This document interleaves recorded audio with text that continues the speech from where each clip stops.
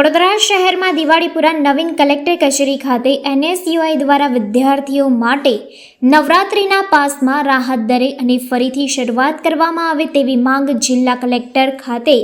આવેદનપત્ર આપીને રજૂઆત કરવામાં આવી હતી। વડોદરા શહેરના ગરબા આયોજકો પોતાના પાસ રૂપિયા વધારો કરવામાં આવ્યો હતો, જેને લઈને સામાન્ય વિદ્યાર્થીઓને પાસ લેવા ઘણી મુશ્કેલીઓનો સામનો કરવો પડતો હોય છે, જેથી આજે દિવાળીપુરા નવીન કલેક્ટર કચેરી NSUIના પ્રમુખ અમર વાઘેલા તથા યુથ કોંગ્રેસના કાર્યકારી પ્રમુખ હેરી ઓડની આગેવાની હેઠળ જિલ્લા કલેક્ટર ખાતે આવેદનપત્ર આપી રજૂઆત કરવામાં આવી છે કે આગામી સમયમાં પાસના રૂપિયામાં રાહત આપવામાં આવે। જો રાહત આપવામાં નહીં આવે તો કમિશનર અને ગાંધીનગર સુધી રજૂઆત કરવામાં આવશે। જો આ નિર્ણય અંગે રજૂઆત સાંભળવામાં નહીં આવે તો NSUI દ્વારા ગરબા આયોજકોને ત્યાં જઈને પૂતળા દહન કરવાની ચીમકી પણ ઉચ્ચારવામાં આવી હતી।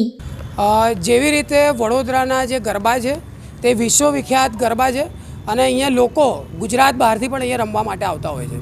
તમે જોશો કે એ જે પણ ગરબા અહીંયા આયોજકો કરાવતા હોય છે એ NGOના નામ પર, ટ્રસ્ટના નામ પર અને જે બી સરકારી જમીનો છે તેના 1 રૂપિયાના ભાડાના પેટે આ લોકો ગરબા કરાવતા હોય છે। પણ જ્યારે પાસની વાત આવે ત્યારે આ મોંઘાથી મોંઘા અહીંયાના નગરજનોથી આ લોકો ચૂકવણી કરતા હોય છે અને એ અમાઉન્ટ 5,500 6,000 સુધીની હોય છે। તમે ગયા વર્ષે પણ જોયું હશે કે બ્લેકમાં પાસ અહીંયા વેચાયા હતા અને એ બ્લેકના પાસ જ્યારે ખબર પડી કે અંદરના આયોજકો દ્વારા જ આ વસ્તુ કરવામાં આવી હતી, એટલે ઘણી બધી એવી વાતોનું છે જેનું મિસમેનેજમેન્ટ અહીંયા થતું હોય છે। જે મેઇન મુદ્દો હતો આજે કલેક્ટરશ્રીને અમે રજૂઆત કરી છે તે રજૂઆત એવી હતી કે જે બી વિદ્યાર્થીઓના પાસ હોય તેમાં જે કન્સેશન અપાતું હોય છે તે ફરીથી ચાલુ કરવામાં આવે, કેમ કે જે અહીંયાના લાલચુ ગરબા આયોજકો છે તેમના દ્વારા કન્સેશનની જે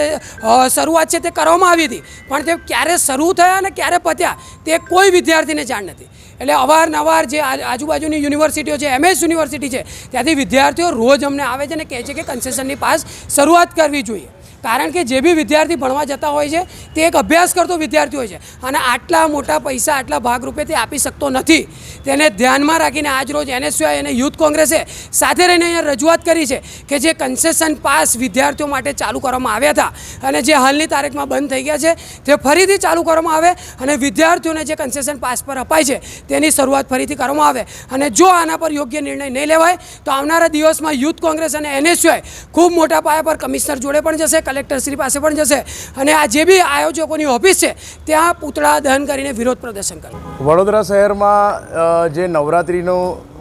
ઉત્સવ ઉજવાય છે એમાં સૌથી મોંઘા પાસ ગરબા આયોજકો દ્વારા વેચવામાં આવે છે, જેના કારણે વડોદરા શહેરમાં રહેલી જેટલી પણ યુનિવર્સિટીઓ છે અને કોલેજો છે એના વિદ્યાર્થીઓને 50% કન્સેશનમાં જે પાસ આપવા જોઈએ આપવામાં આવતા નથી। એ લોકો સામાન્ય જનતાને જે પાસ વેચે છે એ જ ભાવે વિદ્યાર્થીઓને આપવામાં આવે છે। તો અમારી 2 હાથ જોડી દરેકે ગરબા આયોજકને વિનંતી છે કે જે પણ વિદ્યાર્થીઓ અત્યારે બાકી રહી ગયા હોય એમના યુનિવર્સિટીના અને કોલેજોના આઈ કાર્ડ દ્વારા એ લોકોને 50% રાહત આપીને પાસ આપવામાં આવે તથા વડોદરા શહેરની મહિલાઓ જે નવરાત્રિની એક શાન હોય છે, વડોદરા શહેરની દરેક ટ્રસ્ટના ગરબા જે જગ્યાએ જતા હોય છે ત્યાં મહિલાઓ જતી હોય છે, પણ આ લોકો એમાં પણ કન્સેશન આપતા નથી। અત્યારે તમે જુઓ કે 2100 રૂપિયા 1500 રૂપિયા મહિલાઓ માટેના પાસ પણ જે આજથી 2-5 વર્ષ પહેલાં